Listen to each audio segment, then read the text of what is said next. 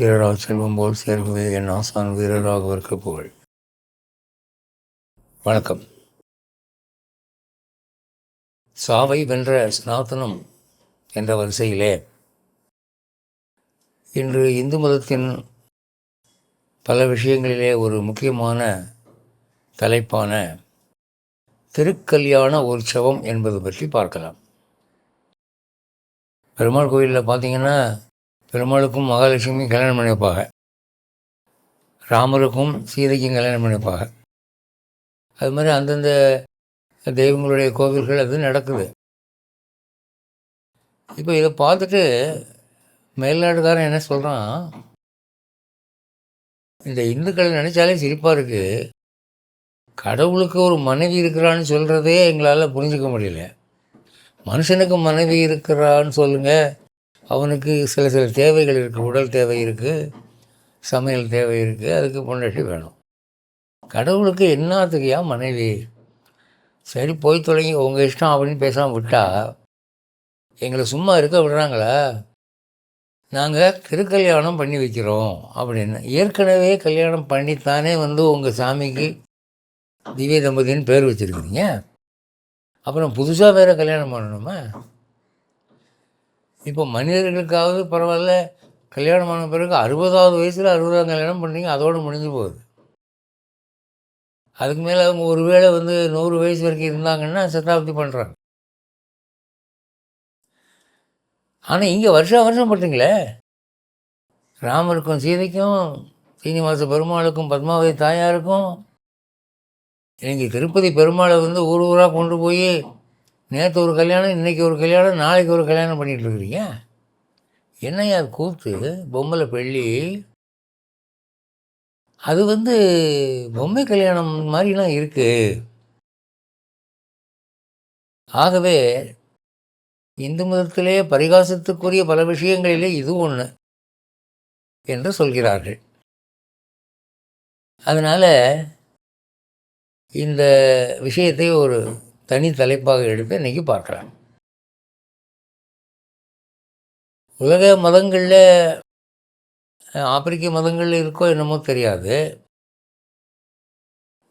கணவன் மனைவி என்ற ஒரு கான்செப்ட், கடவுள் கணவன் மனைவியாக இருக்கிறார் அப்படிங்கிற கான்செப்டு இந்து மதத்தில் இருக்கிற அளவு ஒரு முக்கியத்துவம் கொடுக்கப்பட்டு வேறு மதங்கள் இருக்கிறதா எனக்கு தெரியல. ஒருவேளை அந்த மதங்கள் இருந்தால் கூட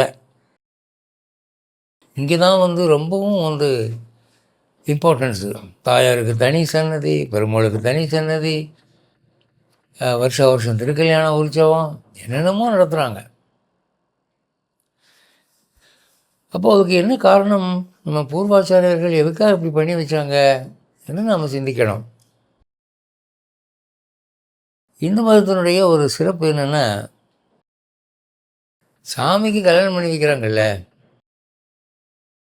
அதில் கல்யாணத்துக்கு அப்புறம் இந்த கணவனும் மனைவியுமாக படுக்கையறை சுகம் அனுபவிப்பதற்கு முக்கியத்துவம் கொடுத்து அதாக கட்டுறாங்களா, அதாக செய்கிறாங்களான்னா இல்லை. சாமிக்கு கல்யாணம் பண்ணினா அதில் எதை புகுத்துறாங்க? உலகத்திலே பெண் என்பவள் உடல் உறவுக்காக ஏற்பட்டவள், ஆனால் அது மட்டும் அவளுடைய அம்சம் அல்ல. தாய்மை, பொறுமை, குடும்ப நிர்வாகம், எதிர்கால தலைமுறையை உருவாக்குதல், கணவனுடைய மனநிலையை சீராக்குதல், ஹோம் மேக்கர்னு சொல்லி அவளுக்கு பல்வேறு ரோல்ஸ் கொடுத்து அதுக்கு தான் முக்கியத்துவம் கொடுக்குறாங்க. படுக்கையறை உறவு என்பது ஒரு ஹிடன் கான்செப்ட், ஒரு கூசி ஒழுகும் சமாச்சாரமாக தான் வச்சுருக்காங்களே தவிர, சபைக்கு வரும்போது பெண்ணை, ஒரு மனிதனுடைய மனைவியை நான் சொன்ன இந்த விஷயங்களுக்கு ஒரு பிம்பமாகத்தான் பார்க்கிறார்கள். அதே மாதிரி தான் இங்கே சாமிக்கும். கல்யாணம் ஆன பிறகு அவர்கள் இருவரும் தாய் தந்தையராக கருதப்படுகிறார்கள். நாம் எல்லாம் அவருடைய பிள்ளைகள் என்று. மகாலட்சுமிக்கு இப்போ வெங்கடேஷ் சுப்ரபாதம் எடுத்துக்கிட்டிங்கன்னா அதில் 2-3 ஸ்லோகம் தான் மகாலட்சுமிக்கு இருக்குது. பத்மாவதி தாயாருக்கு. அதில் என்ன முக்கியத்துவம் கொடுத்துருக்குன்னா, பெருமாளுடைய கோபத்தை தணித்து எங்களுக்காக நீ பிரார்த்தனை செய்ய வேண்டும். இதுதான் அங்கே இருக்குது. வைணவத்தினுடைய அச்சாணியே அவள் புருஷகார பூதியாக இருந்து ஜீவர்களுடைய வாழ்வை வளப்படுத்துகிறாள், அவ்வளவுதான். இது தவிர இப்போ பெருமாளுக்கு தன்வந்திரின்னு ஒரு யூகம் இருக்குது, அயக்ரீவர்னு ஒரு யூகம் இருக்குது, நரசிம்மர்னு ஒரு யூகம் இருக்குது. இதெல்லாம் எதுக்கோ ஏற்பட்டது. சத்துரு சம்ஹாரம், சரீர ஆரோக்கியம், காசு பணம் கொடுக்கறது, கல்வி கொடுக்கறது, இப்படி பல்வேறு குவார்ட்டர்ஸ் பகவானுக்கு கொடுத்துருக்காங்க. ஆனால் மகாலட்சுமிக்கு முக்கியமாக என்ன கொடுத்துருக்காங்க அப்படின்னா, அஷ்டலட்சுமி என்று சொல்லி உலகியல் வாழ்வை வளப்படுத்துகிறவள், நம் தேவைகளை நிறைவேற்றுகிறவள், நமக்காக இறைவனிடம் மன்றாடுகிறவள். இதுதான் அதிகமாக இருக்குது. வைணவத்திலேயும் அப்படி தான் இருக்குது, சைவத்திலேயும் அப்படி தான். இப்போது இந்த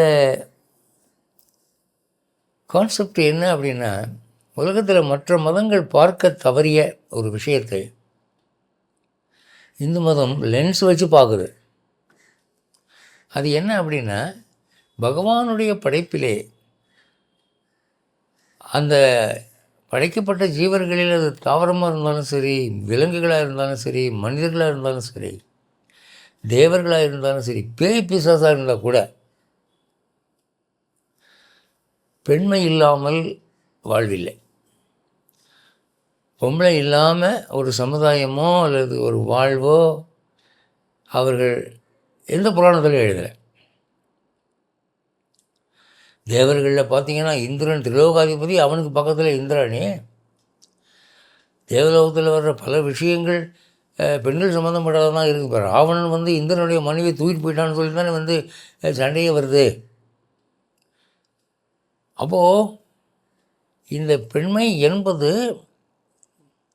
இன்றைக்கி பாட்டனிஸ்ட்லாம் என்ன சொல்கிறாங்க, தாவரங்களில் கூட ஆண் பூ பெண் பூ, ஆண் பனை பெண் பனை, விலங்குகள் ஆண் புலி பெண் புலி, பறவைகளில் ஆண் கிளி பெண் கிளி, மீன்களில் ஆண் மீன் பெண் மீன், ஹெர்மஃப்ரோடைட் என்று சொல்லி இருக்கிற ஒரு விலங்குகளை கூட ஒரு பாதி ஆண்மை ஒரு பாதி பெண்மைன்னு அங்கேயும் ஒரு பிரிவினை இருக்குது. அப்போ ஆண் என்பவன் ஒரு திடசித்தம், முன்னேற்றம், விருத்தி என்பதுக்கு ஒரு சிம்பிளாக இருக்கிறான்னா, பெண் என்பவள் அங்கே எல்லா விதமான ஊனங்கள், குறைபாடுகள், காயங்கள் இவற்றுக்கு நிறைவு செய்கிறவளாக, மருந்திடுகிறவளாக, வாழ்வினுடைய ஒரு உக்கிரமான பகுதியை இன்பமாக மாற்றக்கூடியவளாக இருக்கிறாள். இது ஏன் இப்படி இருக்குது? எல்லா ஜீவர்களையும் ஆம்பளை இருக்கிற மாதிரி பொம்பளையும் இருக்கிறாள், என்ன செய்தி என்று பார்க்கிற போது இந்து மதம் என்ன சொல்லுதுன்னா, இந்த பெண்மை என்ற தத்துவம் அவளை நீங்கள் தனியாக எடுத்து அனலைஸ் பண்ணி பாருங்கள். இப்போ ஒரு ஆண் மகனை எடுத்துக்கிட்டிங்கன்னா, ஒரு ஆம்பளைங்கிறதுக்கு என்னென்ன இலக்கணம் இருக்குது, 1 2 3 4ன்னு. அதில் முக்கியமாக அவங்க என்ன சொல்கிறாங்க, ஆண் பிள்ளையானாலும் ஆண் பிள்ளைன்னு ஏன் சொல்கிறாங்கன்னா, பிரச்சனைகளை அவன் துணிஞ்சு சந்திக்கிறான், சவால்களை ஏற்றுக்கிறான், ஹார்ட்ஷிப்ஸ் ஏற்றுக்கிறான், மோதல்களை வரவேற்கிறான். இந்த மாதிரி சில விஷயங்கள் வாழ்க்கையில் எல்லாருக்கும் தேவையாக இருக்குது, அதை அவன் செய்கிறான். ஒரு தலைவன் ஒரு சேனைக்கு செய்கிற மாதிரி. ஆனால் ஒரு பெண் என்பவள் ஆணிடம் இல்லாத அளவு மென்மையும் அன்பும் பொறுமையும் தாய்மையும் வாழ்வை வளமாக்கும் ஒரு பண்புடையவளாகவும் இருக்கிறார். பகல் பூரா அழுத்து வேலை செஞ்சு திரும்புகிறவனுக்கு மனைவியினுடைய சிரிப்பை பார்த்தா எல்லாம் மறந்து போகும். அது அப்போ ஒரு காம்பன்சேட்டிங் எலமெண்ட். இது உலகத்தில் எங்கும் பார்க்கலாம். இப்போது ஆங்கிலேயர்கள் இங்கே ஆட்சி பண்ணின போது தீவிரவாத விடுதலை போராட்ட வீரர்கள் இங்கே இருக்கிற ஆங்கிலேய வெள்ளையர் அதிகாரிகளை ஹிம்சிக்கிறார்கள், கொலை செய்கிறார்கள் என்னும்போது அந்தந்த அதிகாரிகளுடைய மனைவிகள் இங்கிலாந்து லெட்டர் எழுதுகிறாங்க இங்கே இருக்கிற ராஜாக்களுக்கு, என் கணவரை தயவு பண்ணி விட்டுவிடுங்கள், நான் மன்னிப்பு கேட்டுக்கொள்கிறேன், இனிமேல் அவர் வன்முறையில் ஈடுபடாதபடி நாங்கள் பார்த்துக்கொள்கிறோம்.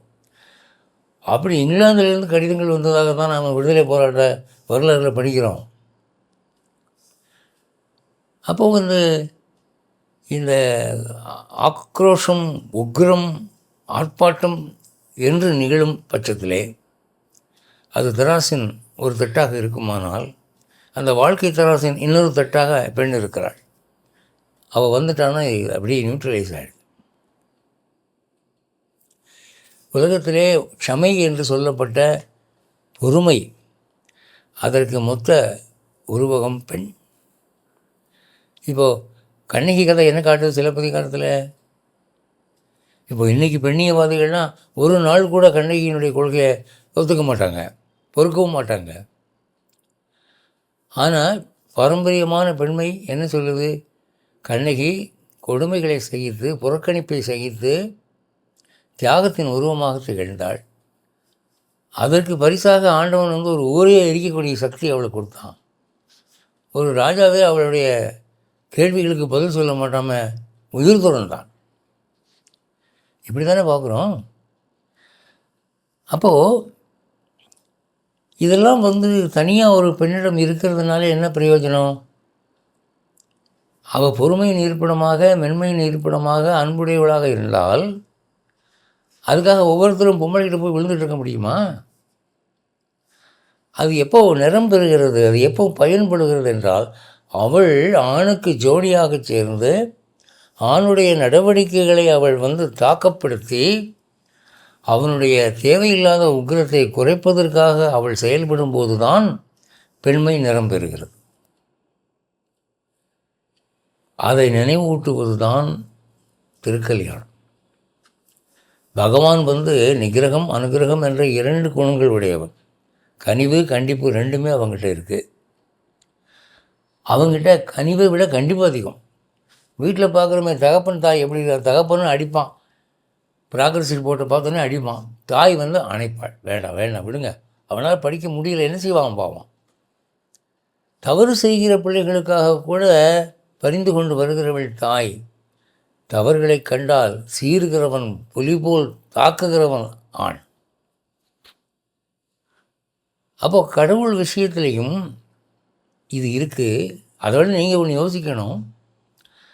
கடவுளுக்கு தெரியாமல், கடவுளுடைய சக்திக்கு அப்பாற்பட்ட வேறு ஒரு சக்தி அவனுக்கு மனைவி என்று ஒரு ஃபோர்ஸை கொடுத்து, டேய் ஜாக்கிரதை, ஒரு லிமிட் தாண்டி போகாதேன்னு சொல்லிச்சா? கடவுளுக்கு மேற்பட்ட ஒரு சக்தி பெண்ணை படைத்து அவளை மகாலட்சுமி ஆக்கி கடவுளை கண்ட்ரோலில் வைக்கிறதுக்காக உணவு அங்கே வச்சுச்சா? இல்லை. மகாலட்சுமி எங்கேருந்து வந்தா? மகாலட்சுமி யார் படைச்சது? மகாலட்சுமி அவனுக்கு மனைவியாக ஆக்கினது யார்? அங்கே தான் அந்த கேள்விக்கு பதில் கிடைக்கிது. அவன்தான் அது. எந்த ஒரு பகவான் நரசிங்கமாக உக்ரமாக இருக்கிறானோ அவன்தான் மகாலட்சுமியையும் உருவாக்குகிறான். அவன்தான் மகாலட்சுமியும் பக்கத்தில் வச்சுருக்கான். ஏன்? தன் கருணை என்ற தத்துவம் உயிர் பெற வேண்டும் என்று திருவுக்கும் திருவாய தேவா என்று சொன்னபடி அவன் தன்னுடைய கருணை என்ற ஒரு குணத்தை உயிர்ப்பிப்பதற்கு அவனே தேர்ந்தெடுத்து வைத்து கொண்ட ஒரு துணைவிதான் அவள். அவளை வேறு யாரோ குணம் வைக்கலை. ஆனால் மனிதர்களில் தான் நடக்குது. ஒரு குடிகாரன் இருக்கான்னு சொன்னால் ஒரு கண்டிப்பான ஒரு பொண்ணை கட்டி வச்சு அவன் குடியை திருத்தணும், நீ பக்கத்தில் இருந்து அவனை கண்டிக்கணுமா என்று சொல்கிறாங்க. அவள் இன்னொரு வீட்டை சேர்ந்தவ, இன்னொருத்தன் பெற்றவ, ஒரு முன்னில்லாத ஒரு சேர்க்கையினாலே அவள் அங்கே அந்த குடும்பத்துக்கு வர்றாள். பெருமாள் விஷயத்தில் அப்படி இல்லை. அவனுக்கு யாரும் பொண்ணு கொடுக்கல, எங்கே இருந்தோ அவன்தான் அந்த பொண்ணை ஏற்படுத்திக்கிட்டான். தனக்கு மென்மை நிலைக்க வேண்டும் என்பதற்காக அப்படி ஒரு தத்துவத்தை அவன் தான் ஏற்படுத்திக்கிட்டான். அப்போ அவனுடைய கருணை என்ற ஒரு தத்துவமானது வலுப்பெற வேண்டும் என்பதற்காக அவன் செய்து கொண்ட ஏற்பாடு தான் அது.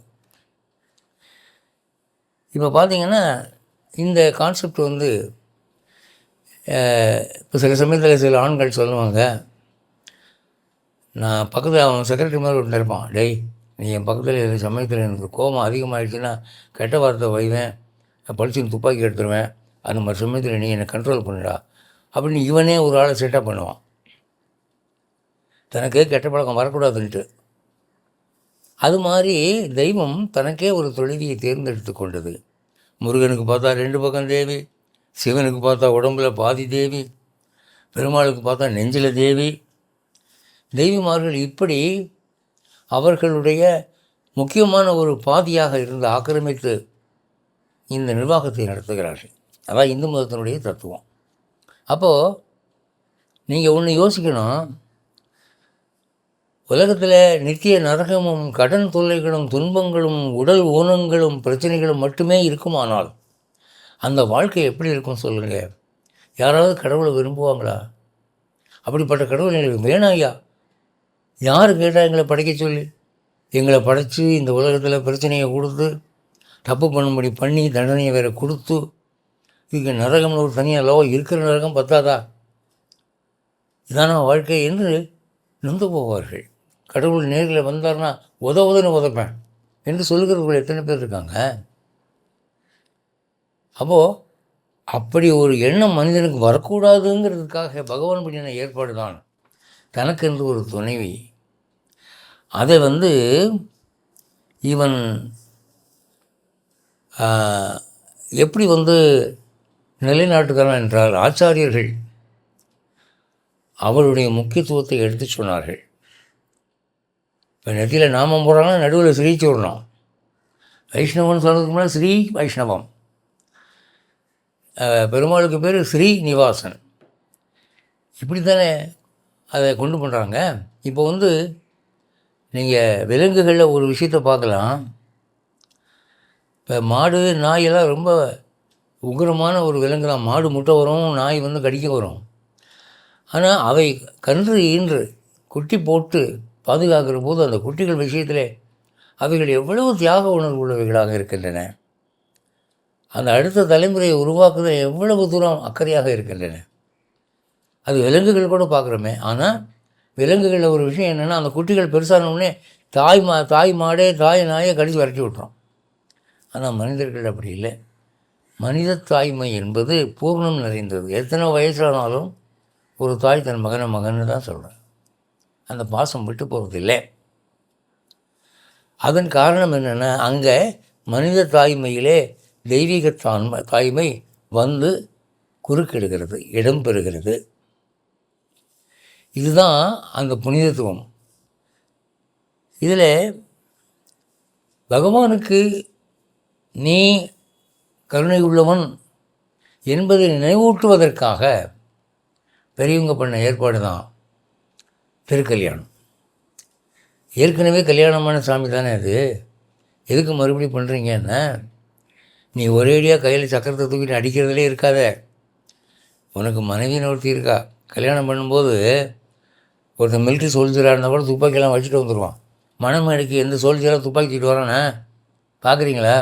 இல்லை எந்த போலீஸ் ஆஃபீஸராவது மணமேடையில் ரிவால்வரோடு வந்து உட்காரானே? அங்கே அதெல்லாம் தேவையில்லைங்க. அங்கே வன்முறை ஆயுதங்கள் தேவையில்லை. ரொம்ப சாத்மீகமாக வந்திருப்பான். அப்படி பகவானுடைய மென்மை, கருணை, மன்னிக்கும் மனப்பான்மையை அவனுக்கு நினைவூட்டும் வண்ணமாக திருக்கல்யாண வைபவங்களை பெரியவர்கள் ஏற்பாடு செய்தார்கள். அப்போ பகவான் என்ன பண்ணுறான்? நம்ம வந்து தண்டிக்கிறதுக்காக மட்டும் இல்லை, கருணையை காட்டுறதுக்காகவும் இருக்கிறோம். அதுக்காகத்தான் மனிதர்கள் நம்ம முக்கியமாக வணங்குறாங்க, அதை மறந்துடக்கூடாது என்று அவனுக்கு நினைவூட்டி அவன் கருணையை பெறுவதற்கு திருக்கல்யாண உற்சவம். அப்போது மனைவி பக்கத்தில் வர்றா, நம்ம தாலி கட்டுறோங்கிற போது அவன் வந்து அவனுடைய சாஃப்ட் ஆஸ்பெக்டை எடுத்துக்கிறான். அவனுடைய உக்கிரமான குணங்கள் தூங்க வச்சிடறான். பக்தர்களுக்கு அவன் நன்மை பாலிக்கிறான். கல்யாணத்துக்கு வந்தவங்க யாரையும் வந்து ஒரு மாப்பிள்ளை அடிக்க மாட்டான், தண்டிக்க மாட்டான். இப்போ ஒரு கல்யாணத்துக்கு வந்திருக்கான் ஒரு குற்றவாளி, அவன் போலீஸ் இன்ஸ்பெக்டர் கல்யாணத்துக்கு வந்திருக்கான். சார், உங்கள் கல்யாணத்துக்கு என்னுடைய அன்பளிப்பு ஏதோ என்னால் ஆனது கொடுக்குறேன், தயவு பண்ணி இந்த ஒரு நல்ல வைபவத்தில் என் மேலே நீங்கள் உங்கள் மனைவியை மனசில் வச்சுக்கிட்டு கருணையாக இருக்கணும். அப்படிங்கிற போது சரி போய் தொலைடா, அவனை ரிலீஸ் பண்ண அப்படின்னு சொல்லி பீச்சை பார்த்து சொல்லணும். நல்ல மூடு. அதுபோல் பகவான் கருணையை ஆப்ரேட் பண்ணுறதுக்கு ஒரு நேரம் அதுதான். அப்போது அது மட்டும் இல்லை, திருக்கல்யாணம் நடக்கிற போது நமக்கு நாமே ஒன்று நினைவூட்டிக்கிறோம். என்ன, எப்படி பகவானுக்கு பிராட்டியோ அது மாதிரி நமக்கு ஒரு ஒய்ஃபு, அவகிட்ட நல்லபடியாக நடந்துக்கணும். நமக்கு ஒரு தாய், அவள் பெண்மை மகாலட்சுமி மாதிரி, அவகிட்ட மரியாதை நடந்துக்கணும். ஏன்னா பெண்ணை பார்த்த உடனே கையோங்கிறது தான் தோடு, நாம்பளுக்கு அடிக்கிறதுக்கு அதான் ரெடி ஆகிடுறான். No, B software. திருக்கல்யாண நிகழ்ச்சிக்கு போகிறவங்களுக்கு பெண்ணை அன்பாக நடத்த வேண்டும் என்று தோன்றுகிறது. ஏன்னா ஃபங்க்ஷனில் அதானே பார்க்குறான். திருக்கல்யாணத்தில் ராமர் சீதையை ஓங்கி அடின்னு அடிக்கிற மாதிரி எங்கேயாவது நடக்குதா? இல்லை ராமாயணத்தில் அப்படி இருக்கா? இல்லையே. சீதை காலை தூக்கி அம்மியில் வைக்கிறானே ராமன். ஆகவே பெண்மைக்கு ஒரு உரிய ஸ்தானம் கொடுப்பதற்கு நமக்கு ஒரு நினைவூட்டல் திருக்கல்யாணம். அது மட்டும் இல்லைங்க, நீங்கள் கல்யாணம் பண்ணும்போது அது வெறும் விக்கிரகமாக நம்ம நினைக்கல, தெய்வம்னு நினைக்கிறோம் இல்லையா? அந்த விக்கிரகத்துக்குள்ளே இருக்கிற ராமரோ பெருமாளோ என்ன நினைக்கிறார், அந்த திவ்ய தம்பதிகள் என்ன நினைக்கிறாங்க? நம்ம பிள்ளைகள் நமக்கு கல்யாணம் பண்ணி சந்தோஷம் அடைகிறாங்க. உடனே அவங்க என்ன பண்ணுறாங்க, அவங்க ஒரு வாழ்த்தினர் சொல்கிறாங்க. என்னென்னா, அந்த உற்சவம் நடத்துகிறவன் கல்யாணம் ஆகாமல் இருந்தான்னா உனக்கு சீக்கிரம் கல்யாணம் ஆகட்டும், எங்களை மாதிரி நீங்களும் தம்பதிகளாக இருங்க, சந்தோஷமாக இருங்க என்று ஒரு ஆசீர்வாதம். அடுத்து கல்யாணம் ஆனவங்களாக இருந்தால் அவங்களுக்குள்ள உரசல்கள் சண்டை சச்சரவுகள் இருந்தால் அதை பிளஸ் பண்ணி வேண்டாம். அந்த மூதேவியை விரட்டிட்டு ஸ்ரீதேவியை அனுப்பி நீங்கள் ஹாப்பியாக இருக்கணும், ஹாப்பி கப்பலாக இருக்கணும், மகிழ்ச்சியான தம்பதிகளாக நீங்கள் வாழ வேண்டும் என்று ஒரு வாழ்த்து. மனவாழ்வு நிறம் பெறுவதற்கு, தெய்வத்தினுடைய வாழ்த்து கிடைப்பதற்கு அது ஒரு சந்தர்ப்பம். அப்புறம் இந்த காலத்தில் வெள்ளைக்காரன் ஒன்று கற்றுக் கொடுத்துட்டு போயிட்டான், பிடிக்கலையா வெட்டிடு, விவாகரத்து. பிடிக்காத ஒரு ஆணோட பொண்ணோட எத்தனை நாள் இருக்கிறது, வெட்டு, டைவர்ஸ். அந்த டைவர்ஸுங்கிற கான்செப்ட் நீங்கள் திருக்கல்யாண உற்சவம் கண்ணால் பார்க்குற போது கொஞ்சம் மழுங்கி போகுது. அங்கே மங்களமான நாதஸ்வரம் ஒலிக்குது, மாங்கல்யம் தந்துனானேன்னு மந்திரம் சொல்கிறாங்க. அப்போது டைவர்ஸை பற்றி நினச்சிக்கிட்டு இருந்தவன் கொஞ்சம் ஒன்று சேர்கிறத பற்றி நினைக்கிறான். அந்த டைவர்ஸுங்கிற ஆக்ரோஷம் உக்ரம் கொஞ்சம் இறங்குது, குறையுது. அப்போ விவாகரத்துகள் குறைவதற்கு அது ஒரு வழிவகுக்கிறது. அடுத்து இந்த பாண்டவர்கள் கதையில் ஒரு விஷயம் என்னென்னா, வியாசர்கிட்ட தர்மபுத்திரன் கேட்குறான் காட்டில், சுவாமி நாங்கள் 5 பேரும் ராஜாக்கள் வீட்டில் பிறந்தோம், இப்படி ஏன் கஷ்டப்படுறோம், பிச்சைக்காரனாக வாழ்ந்துக்கிட்டு இருக்கோம் காட்டில், நாங்கள் என்ன பாவம் பண்ணோம் சுவாமி அப்படிங்கிற போது அவர் சொல்கிறார், நான் இந்த கேள்வியை நான் முதலே எழுப்பி நான் ஞான திருஷ்டியில் பார்த்துட்டேன். நீங்கள்லாம் போன ஜென்மத்தில் ராஜாக்களாக தான் இருந்தீங்க, உங்களுக்கு ஒரு குறைச்சல் இல்லை. அப்போ நீங்கள் என்ன தப்பு பண்ணீங்க தெரியுமா? நல்லா இருக்கிற புருஷன் முன்னாட்டியை ஒருத்தரை பற்றி ஒருத்தருக்கு கோல் மூட்டி பல குடும்பங்களை கெடுத்துருக்குறீங்க. அந்த பாவத்தின் பயன்தான் இப்படி காட்டில் சுள்ளி பூரிக்கிட்டு உக்காந்துருக்குறீங்க. குடும்பத்தை கெடுக்கிறது பெரிய பாவம்டா, அதை ஏகப்பட்ட தடவை பண்ணியிருக்கிறீங்க நீங்கள் 5 பேரும், என் ஞான திருஷ்டியில் பார்த்துட்டேன் என்று சொல்கிறார். வியாசபாரத்தில் இருக்குது. அப்போது இந்த மாதிரி குடியை கெடுத்த பாவத்தினால தான் பல பேருக்கு கல்யாணம் நடக்கலை, அல்லது தம்பதிகளாக இருக்கிற போது கூட ஒரு நிம்மதியான வாழ்வு இல்லாமல் கஷ்டப்பட்டுக்கிட்டு இருக்காங்க. அதுக்கு சரியான பரிகாரம் என்னடான்னா இந்த திருக்கல்யாண உற்சவம். இதை கண்ணால் பார்த்தா அந்த புண்ணியத்துக்கு நடக்காத கல்யாணங்கள் நடக்கும், பிரிந்த தம்பதிகள் சேர்வார்கள், குடும்ப வாழ்க்கை இன்பமாக நடக்கும். ஏன்னா பகவானுக்கு எத்தனை பேரை வேணாலும் கல்யாணம் பண்ணலாம், மனுஷனுக்கு இப்படி பண்ண முடியாது இல்லையா? ஆகவே இது ஒரு நல்ல மங்களமான வாய்ப்பு. இது தவிர சார், திருக்கல்யாண உற்சவம் மறைமுகமாக நமக்கு ஒரு போதனை பண்ணுது, ஒரு பாடம் கற்றுக் கொடுக்குது. என்ன பாடம் கற்றுக் கொடுக்குது அப்படின்னா, ஏற்கனவே கல்யாணமான கணவன் மனைவிகளாகிய பகவானுக்கும் பிராட்டிக்குமே மறுபடியும் கல்யாணம் பண்ணி நீங்கள் புண்ணியம் தேடுறீங்க, சந்தோஷமாக இருக்கிறீங்கன்னா இதுலேருந்து என்ன தெரியுது? பிரிந்திருக்கிறவர்களை இணைத்து வையுங்கள், இணைந்திருக்கிறவர்களை பிரித்து வைக்காதீர்கள், அது பாவம். நீங்கள் சொல்லக்கூடிய ஒரு வார்த்தை அது நிஜமாக இருந்தாலும் பொய்யாக இருந்தாலும் இது ஒரு தம்பதியை வாழ்வில் பாழாக்கும் என்றால் அதை செய்யாதீர்கள். ஒருவேளை அது உண்மையாக இருந்தால் கூட அதை மறைச்சிடுங்க, வேண்டாம். நான் இந்த ஸ்டேட்மெண்ட் சொன்னேன்னா இந்த கல்யாணம் நின்று போயிடும், நடக்காது, அல்லது இந்த தம்பதிகளுக்குள்ளே சண்டை வரும் அப்படின்னு இருக்கும் பட்சத்தில் அதை மூடி மறைச்சிடுங்க, அதை சொல்ல வேண்டாம். பொய்மையும் வாய்மை கிடத்த புரைதீர்ந்த நன்மை பயக்கும் வேணேன். உண்மை சொல்கிறதுனால உங்களுக்கு கஷ்டம் வரும்னா அதை சொல்லாதீங்கப்பா. ஒரு பொய் சொல்லி உண்மையை மறைக்கிறதுனால ஒரு நல்லது நடக்கும் அப்படின்னா அதை செய்யுங்கப்பா, வள்ளுவர் சொல்கிறாரு. அதனால் இந்த காலத்தில் இந்த வீக்னஸ் ரொம்ப இருக்குதுங்க.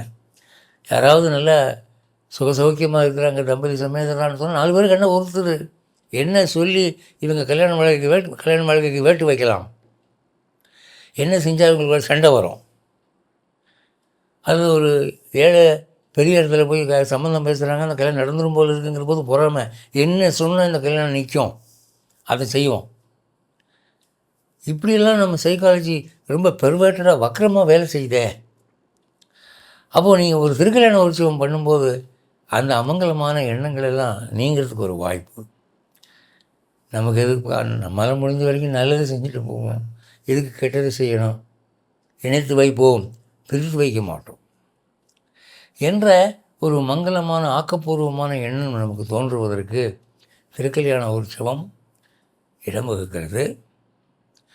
திருக்கல்யாணங்களுக்கு முன்னேற்றத்தில் பணக்காரங்க என்ன பண்ணுறாங்க தெரியுமா, அந்த உற்சவத்தை நடத்துகிறவங்க வந்து ஜனங்களுக்கெல்லாம் ஆளுக்கு ஒரு லட்டு, ஆளுக்கு ஒரு தேங்காய் பை, ஆளுக்கு ஒரு புத்தகம், இலவசம் வெத்தலை பாக்கு, ரொம்ப வசதியானவங்க ஒரு வெள்ளி கிண்ணம் கூட வைக்கிறாங்க, நான் பார்த்துருக்கேன்.